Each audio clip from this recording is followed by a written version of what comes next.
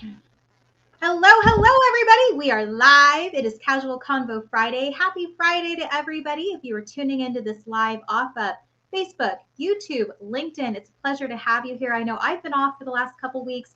Nate is taking the day off for some busy work with his business.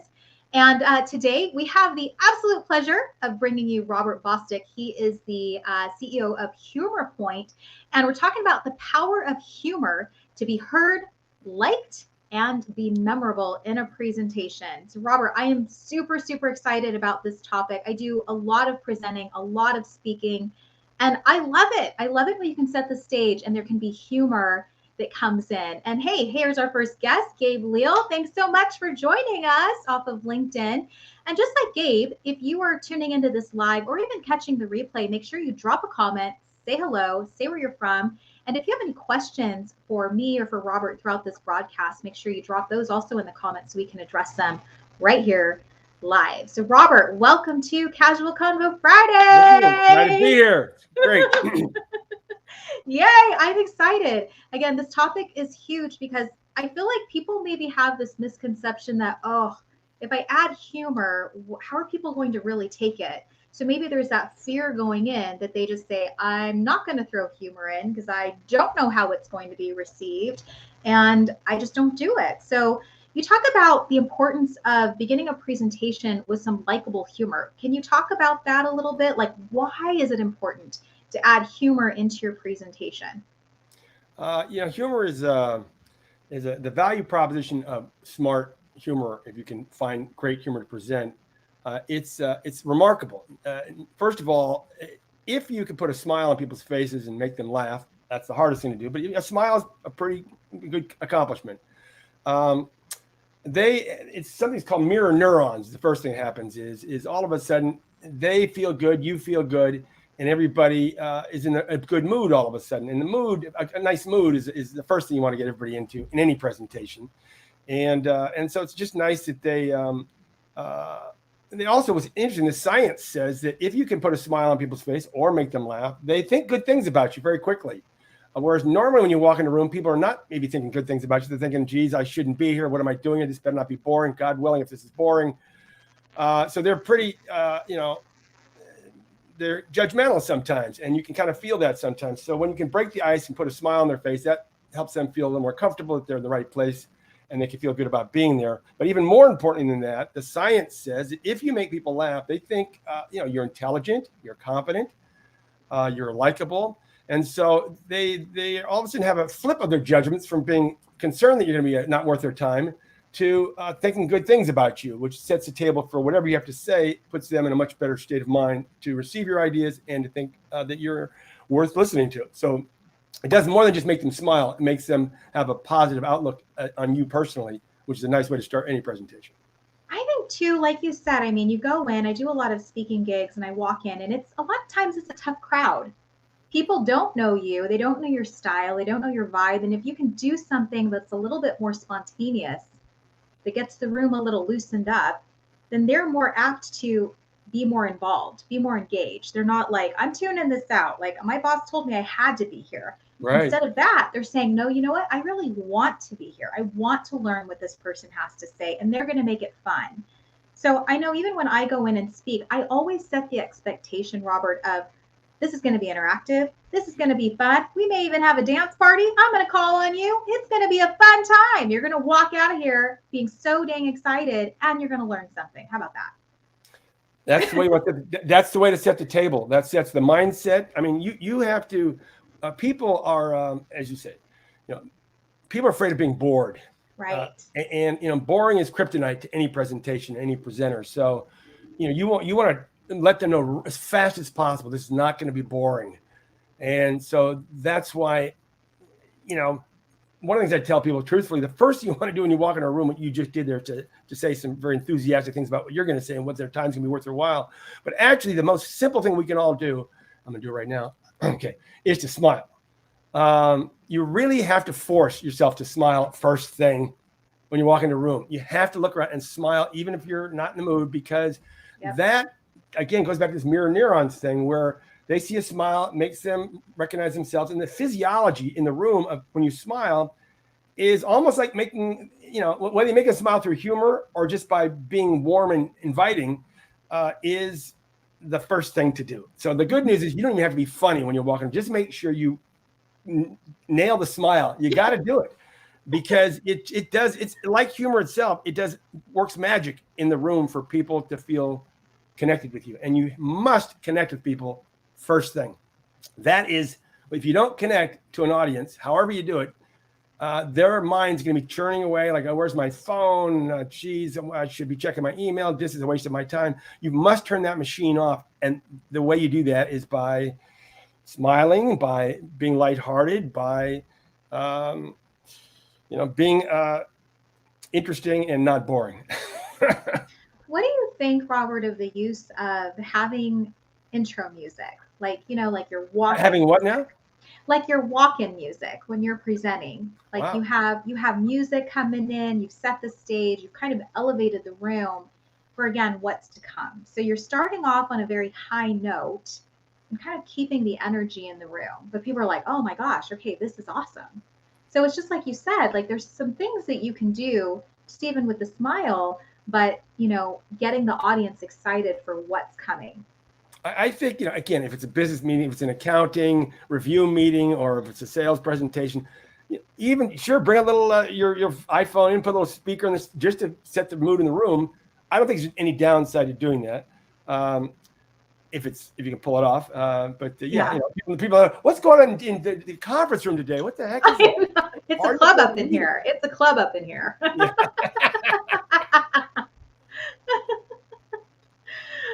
We've got a comment here from Gabe. He says, I think, let me see if I can get it up. I think being not boring is hard thing for me. Yeah, I Gabe's know. got a real problem there. There's some people that just they've got it. They've got that natural personality where, humor comes naturally to them. The smile comes naturally to them. But what about people, Robert? Like, can you give some tips on what if that's not your style, but you want to incorporate this because you want to be heard, you want to be liked, you want to be memorable. So what would you say to people that maybe are not like Gabe, who are the life of the party, but are really struggling with, well, okay, so I like these tips. How do I go in with the personality I have to make it not be boring? Gabe is in the minority, Gabe. So congratulations. Hey, Gabe. The truth is that in business meetings, in particular, they're fairly humorless, and there's some risks involved in humor. If it fails, they're concerned their boss or somebody might not take it well. So they're figuring, I'm not going to mess with it. They leave on the table by not messing with it is the advantage of winning people over, establishing your likability, becoming someone they want to do business with, making them want to listen to you, and making them feel good. So those are all the things you want to be going on in any presentation. So you want to achieve that. If you don't achieve that, you're setting yourself at a disadvantage, which you shouldn't have to do. The reason I created HumorPoint was because the truth is, my view was that people talk a good humor game, and it's a good game to play, but it's better if people can look at some humor and look for themselves and see something they can feel comfortable with. So, for example, there's a whole section on the site with quotes and things you could say and use those, but there's also cartoons. So I built the world's first cartoon search engine with the creator of Siri, Adam Shire. And what we did is we curated the entire cartoon industry so that people could see the best of the best and potentially find one or two they like. And you can look at by accounting, by engineering, you can look at by sales or marketing or social media. Find one you like, and if you can present it, then put it on the screen. And just as they walk in, there's a nice little lighthearted humor on the screen, and that at least tells them that you've got a sense of humor. Whether you can speak a sense of humor is something different, but if you can show a sense of humor, then you can, that lets them know that they're not going to be bored and that you're not going to be a humorless presenter, and that makes them relax and makes them feel good. So that's why I created HumorPoint, was give people a chance to see humor that's been carefully curated, so they can say, this is not so hard. I could do this. I'm going to do this because I would like to make people feel good and want to listen to what I have to say. I like that because you're right. Like it's I know my son, for instance, every time we get in the car, he always tells me these silly jokes. Like, I think he's getting them off. I don't know what it is, but like the other one, what did he said? He said like, what's the similarity between the Eiffel Tower and a bug? Do you know it, Robert? No, I don't know yet. They're both parasites. Oh. And I'm just like, oh my gosh. You know, it's just stupid. But you know what? I'm telling your audience out there, everybody use that joke. First of all, let me just say, if you have a kid, please mention your kid in any presentation. And if you have a kid who told you a joke that morning or recently, open with that. If you can open with something about your kid, people's hearts immediately kind of shift mood out from business, got to get busy and get done, to warmth and humanity and friendship. So yes, I would have tell her joke, and you could tell your kids. It doesn't. And I actually on HumorPoint, I have a page on self-deprecating humor, and because self-deprecating humor is something people suggest you use, tell a little, knock yourself down a notch, whatever. But actually, on the self-deprecating humor page, there's a whole many examples of places. It may not be you personally, but you can still use it. The key with humor in a presentation is to find something you're comfortable with. You didn't have to invent the humor. Just associating yourself with great humor that wins people over is good enough. That tells them you've got a sense of humor. You didn't have to write it. You didn't have to do the cartoon yourself. Didn't have to write the funny joke. Like, one of my opening lines I like to use is using the rule of three. And there are, I'm gonna read it because I have it in front of me here. But anyway, there are three things I'm always watching in my audience: how often they smile, how often they glance at their watch, and how often they're checking to see if it's still working. So now, when you say that joke, that's a joke. It's very simple. But nonetheless, it tells them you're being self-deprecating. You may not win them over, but they appreciate the fact that you're humanizing yourself. So on the self-deprecating page, perfect self-deprecating humor, on HumorPoint, there's a whole section of kids' statements. Things kids say, the parents quoted, and it's like on Twitter or whatever the heck it was. Twitter has the best moms kid statements.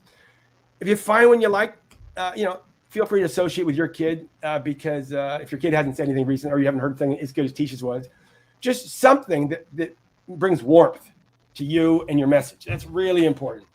Even in a serious, high-level business meeting, people appreciate warmth because everybody's nose to the grindstone, go, go, go. And, okay, a moment of humanity and friendship, and we're all in this together. You get bonus points for that. And in fact, that also attributes leadership qualities to you, which means, geez, I like the way he handled that meeting. I like the way you felt really good. And that was a great presentation. If you leave a presentation, somebody says that was a really good presentation, that's the highest compliment anybody can give you. Absolutely. And humor helps. I think even one step above that is they come to you at the end and they're like, how do we work together? How can we go forward in this? Like, I learned something from you, and now I see the value of what you present, and now I'm ready to take it next level, right? Like, that's like best compliment ever. It means I went there, or you got there, I did the job, and now it's like keeps on growing. If you're going to present, that's a showcase moment for you. So it's good to, add whatever elements that make you more attractive as a person, as a leader, as a peer. So yeah, you can't go wrong. Now in sales, it's even more important, because in a sales presentation, these are strangers. We're talking a little bit work partners, but there you really want to win them over. So in sales, you even have a higher incentive because there's financial benefits, and plus you're representing your company. So if you can use humor to really win them over and establish that connection and that friendship in a 20-30 minute spiel of your product, and that you want them to say at the end, I really like this guy. This is nice. It'd be fun to work with. Let's work with him. So anybody can. That's why I created HumorPoint, because the value proposition of humor is very high, and the tools to execute are very non-existent. Yeah, no, I love that. I love that too. And even to the point that you brought in earlier, like kids say the funniest things, right? So even if you're opening it up, I remember I was emceeing a TEDx talk here in Chandler, and I had a lot of time to fill, Robert, because the food wasn't there yet. And I'm like, darn it. Okay, like I just have to wing this. And you can always think about a story in your head. Like you can, stories, I love storytelling. But you can always think about a story, and then like this one involved my kids, of how my daughter's talking to me about Alexa, and I'm thinking it's a friend of hers at school, and she's like, "No, Alexa, you know Alexa?" Like I was on Alexa, and she's telling me this story of how she asked Alexa if Alexa has a boyfriend, and Alexa's like, I'm too busy for that. Like, you should ask Alexa, do you have a boyfriend? She's like, no, I don't have time for that. And I was just laughing because, we're talking about communication. Like the whole speech was on communication, or the TED Talk was on communication. And I was talking about how my kids, how they communicate a lot with Alexa. They're communicating a lot with this, this technology, and not with people. And it just, it kind of set the stage. It bought the time. It hammered home a point about how communication with others is important. And I think people remembered that, and there was a little humor involvement in there. I can't stress enough. If you get kids' stories, you can weave them in. It's what I call humor wrap. So, what you have you have an idea you want to promote, it's a point you want to make, a humor point. So it's always a point. Ideally, using humor in business with a point associated, so it makes the point memorable, but at the same time makes the point much more enjoyable. And so, if you're going to wrap a point you want to make around one of your kids' stories, or you take a cartoon and wrap it around that point, or whatever you're doing. But yeah, you can't go wrong. I'm a huge fan of anything. Yeah. Okay. So talking about humor, so in a business presentation, how does that improve your reputation and lead to those career advancement opportunities? Well, as I say, if they say to you at the end, geez, I really liked your presentation, what they're saying is, I'm really impressed with you. You're very credible and you're very appealing. And if it's in sales, I'd be interested in doing business with you. If it's in your own company, if you thought about, moving up in this company, because I like the way you held yourself, the way you present yourself, and your leadership material. So I mean, that's if you can get it, if you can take a presentation, that's why humor is so important. Because if it's humorless, I'm sorry, that's gonna top you out. People really don't want to move somebody up who's humorless. They want someone who at least is comfortable being self-deprecating and likable and warm, and can maybe even bust up a room every once in a while, take the edge off an otherwise difficult day, week, or challenging quarter. So it's a skill you want to learn. And luckily, the truth is, as much as people wax on about how great it is, the head of TED called it a super weapon, is that it is until, in honesty, I'm going to toot my own horn here, until HumorPoint, there was no place to go. Yeah. You can read a book, and a book will tell you how great humor is, but they won't give you any examples of great humor. And I'm a big fan of see some great examples of great humor first. But there's great jokes, there's great one-liners, all that stuff's on the site. But just look at some great examples. Now, one last thing on that topic I'll leave you with is you can also show pictures occasionally of yourself. So I'm going to show you a picture of me here. Yeah, go for it. Now, this is this. I'm going to wrap a point around what I'm going to show. I'm going to show a picture of me, but I'm going to first wrap a point around it, so it's going to have a double bonus. And that is it. In a presentation, after college, I hitchhiked around the country for 2 months, and I had a sign with me that got me picked up every time within about 5-10 minutes, which is great. And so maybe a little longer sometimes, but when you're hitchhiking, it's kind of like doing a presentation. They only give 4 seconds before they pass right on by you. Right. So to get these people to pull over 80 miles an hour, that is a heck of an accomplishment. And so something about you is really appealing. And so you want the same thing in a presentation. You want something about you to be really appealing as fast as possible. And so in this situation, what was appealing was my sign. Let me see here. That's Home me. Home to Mom. Home to Mom. And, this got me picked up very quickly, of course, mainly by mothers, of course. But, that's my 4-second presentation on the highway, which closed the deal every time. So simply saying, you can also show, if you have a picture of yourself that for whatever reason makes sense, you can drop that in, because like the kids' pictures, anything that humanizes you and makes you more friendly and knowable, you want to take away, obviously in a sales presentation, you want to take any of the mystery of you away and make it so they can imagine wanting to do business with you as fast as possible. And in a regular in-house presentation, again, you're just trying to be friends with everybody and build relationships. and establish yourself as someone who people like, who want to work with. So I don't know if I answered your question, but that's Well, and I would even take that a step further, that even if you're not in the business of presenting, like you're not going out and doing presentations, you're always presenting yourself. So even when you're on social media, doing things that humanize you, just like you're mentioning, Robert, is a great way for people to resonate, to feel yeah, connected, to want to continue the conversation. It's why I always say, like, I don't know if you see a lot of people who are always just talking about their business, always, mm-hmm. always. And I'm like, what about you? What about you? Because if I can't get to know you, then there's It's already a big disconnect there. So it's the so same thing. true. I mean, you want to humanize yourself wherever, and again, going back to one of the things that all my content does. So again, when you look at it, when you scroll through HumorPoint, you look at the perfect cartoon search engine. I mean, you're going like, wow, this stuff is good. Yeah, okay. But again, so I just used the other day for example, this one here. So you can take something like in LinkedIn, when in chatting, when people are making comments, and if you're doing people who are on LinkedIn, you sometimes want to play and participate in people's chats. And so, someone said something about this or that, about how hard it is to, they're dealing with something hard. And then you might drop something like this in, here's you can do it. Here's a, right. You drop that into their feed, right? There you go. Cheers. And it puts a little smile on their face, and they appreciate the fact you've got a sense of humor. So you just connected to them, and they may take that and put that in their feed. So to the degree you're putting into the bloodstream of the human heart beats throughout business everywhere, some levity and some likability, that people make a mental note where that came from. In fact, on something like that, then they'll say, who is this guy? That's funny.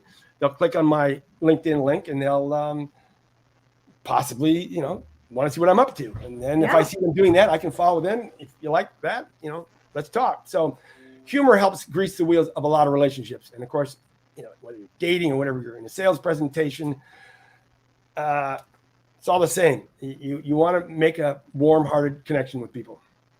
I think that's honestly what I love about LinkedIn, because that's how you and I connected. And Right. I was like, oh, I love this humor. Like, we can totally talk about humor, and invited you to be on the show. We just met each other probably not even a month ago, and had asked you, hey, would you be on the show with me? And I love seeing like who's viewed my profile. It's like one of those fun little tricks in LinkedIn of who's actually like viewing my stuff. Yeah. Because then I take the initiative of reaching out and saying, hey, saw you were checking me out on my profile. Like, I'd love to connect with you. Like, I do. It's kind of a little creepy. It's a little whimsical. But that resource is there so that you can start the conversation. I see too many people they don't do anything. Robert was on my profile again. Well, why was Robert on my profile? What does Robert need? Maybe Robert has a question. Maybe I could be a resource. Maybe I could say, hey, Robert, I've got a seat on my live stream. You want to jump on? Like, you never know. Well, LinkedIn's fantastic. I mean, it is a state-of-the-art platform for business people doing business to connect and be human with each other and help each other. And it's phenomenal watching people literally, the name of the game on LinkedIn, of course, is share something valuable. Don't sell yourself. Just make a difference. Contribute. Yeah. That's kind of a different model. But so, that is how we met. And I was very excited. I'll be on her podcast. I have to give a shout out to Tisha's, everything she does so far. I've seen so far is beautiful. And so I appreciate this. And, and you're not alone. There's a lot of I've noticed recently, there's a lot of, thought leaders, a lot of women thought leaders, I'll be frank, that are really skilled. It's almost like with the certain, issues in the business world with women and not sometimes being able to get up in the food, move up the ladder. I'm finding in LinkedIn, boy, they are rocketing to the front and center because they have a vibe that is so good, and they now have a platform that is not, limiting them. Yeah. Right. I don't know if you noticed that, but I think I can hands down say that it's definitely brought me way more opportunities than I ever thought were possible. Honestly. And we were talking about this, and thank you so much for that compliment. But I really feel like putting the brand out there is what's attracting those opportunities and the right people. So I'm LinkedIn. I'm a LinkedIn fan for I'm a life. big LinkedIn fan. I went from 0 to 100 miles an hour as fast as I could. But Yeah. it's a big learning curve. So if you're just getting into LinkedIn, you got to get Yeah. ready. But it's good. But again, going back to HumorPoint, you can find some great ways to win people over and ingratiate yourself to people by having some content that is enjoyable, Yeah. fun. Yeah. Well, I just even like your idea of, you don't have to curate that content. You have to give credit where credit's due, of course.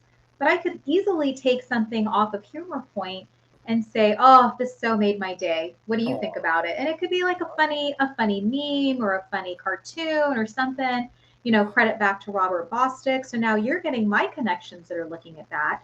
But I'm also helping to put a smile on someone's day that could then be shared with their network and their network and their network. And you're double putting sends light. back. You're putting light into the world, Yeah. and that's the name of the game. Period. If anybody wants to know my actual bottom line of the whole thing, it's all about light. Yeah. Because everybody wins. The more light, the better for everybody in every situation. We all have very heavy lives sometimes. Yeah. And that's why when somebody makes a smile, that's why even a smile is so important, because it lights people up inside in a way they didn't see coming. And so, the more happiness and smiles and honest and just bringing some levity and lightness to the world. Yeah. No downside. Everybody wins. I have another joke for you Yeah, from good. my Caleb files. I'm trying to remember all these things that he Yeah. tells me on our car ride. It's quite comical. I'm like, oh, it's like comedy hour when I drive you to soccer. So he said, why do seagulls fly over the sea and not the bay? And I never have an answer. That's why I love that question. Like, there's no, okay, I don't know why. I always say that too, because they wouldn't be called seagulls; they would be called bagels. It's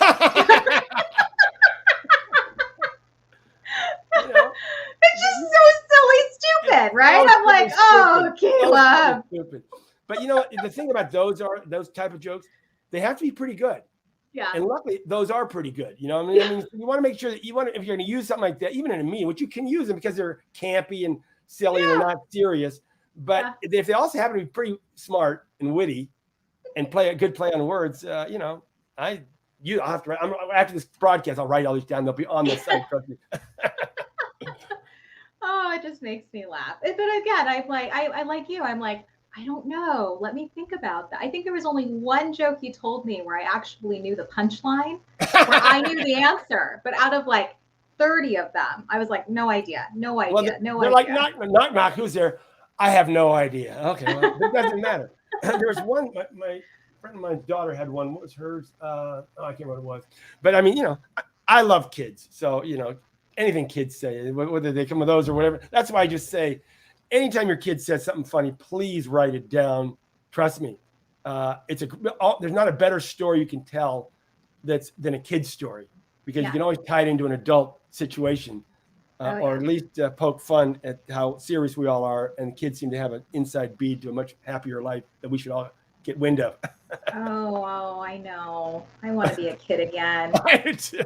No more adulting. All right. So, Robert, in the last couple minutes that we have, I have your link up, humorpoint.com/humor services. But tell us, what will people find on HumorPoint, and how do they get in contact with you if they want to further the conversation? What you'll find on HumorPoint is the greatest collection of humor on earth right now. And there is no other place where someone's put it all together. And I'm continually curating. I still look at all the major the New Yorker website, and I see their weekly feeds. And so I'm still monitoring what's going on in the cartoon industry and on Facebook in terms of who's got the funniest memes. So I keep adding to it. So it's always updated. But mainly, go, instead of watching Netflix one night for an hour, peruse HumorPoint. You should be equally entertained. But at that point, you'll also have a chance to improve your professional skill and get some ideas that you might want to use either on Facebook or LinkedIn or in your next meeting or in an email where you're basically starting a new relationship with somebody and you want to kind of charm them over and make them feel good that you'd be fun to work with versus another boring, harassing salesperson. So those are what you can do. And you can reach me at, you can get our newsletter link on the site. But most importantly, I just want you to check it out and enjoy it, because that's what it's built for. And I also have I'm doing an introductory webinar next month. I'll be put on LinkedIn. You can watch there for that. And then we have a 3-week beta test program to improve your sense of humor professionally. So it's all there, and sign up for wherever you can find something to sign up on. It'd be great. Or DM me and LinkedIn. I'm happy to hook you up. I love that you've really niched, and you've really decided that humor is my thing. Humor is what I do best. Humor is what I can teach people how to do better. And you've provided them so many resources, Robert, of how they go about doing this, so they never feel like they're trying to do it themselves or they have to figure it out on their own. So I commend you, my friend, for doing this. I'm like, humor, yeah, sign him up. Thank you. I love humor. I love being able, and to your point, like, I think you and I, what attracted me to you is that you and I speak very similar language of how do you stand out and how are you memorable? Like, how do you get people coming back to you because they loved the experience that you gave them? That's right. Right. So that's what we're talking about, of, making people, humor. Making people feel good is the name of the game in this life. That is. We're definitely serving, right? So yeah. Good stuff. Well, Robert, thank you so much. Cheers How nice to you, to meet my you friend. and everybody. Thanks so much for being on. And you can find Robert again on LinkedIn. Definitely go to his website at humorpoint.com. And we will be back next Friday. Chris Weir is joining us on video strategies, so you don't want to miss that. And Robert, have a fantastic week. Thank you so much. Really appreciate this very much. Thank you. And we'll see you back next time. All right. Thanks, everyone. Bye-bye.